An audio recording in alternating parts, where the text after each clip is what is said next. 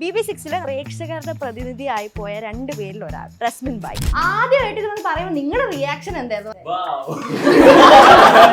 എന്ത് പ്രോബ്ലം ഉണ്ടെങ്കിലും അവളുടെ അടുത്ത് പറഞ്ഞാൽ അവൾ ലിസൺ ചെയ്യും, നമുക്ക് അതിനോടുള്ള സൊല്യൂഷൻ പറഞ്ഞു തരും. അതുപോലെ തന്നെ നമ്മളെ സപ്പോർട്ട് ചെയ്യും. ഇത് ഇങ്ങനെയൊക്കെ ചെയ്യാം, നമുക്ക് ഇന്നവരെയും പോകാം, എന്താണെങ്കിലും റിസ്ക് എടുക്കാൻ റെഡി ആയിട്ടുള്ള ആളാണ്. ഇത് ഫുള്ള് റസ്മിന് കിട്ടിയ ട്രോഫികളാണ്.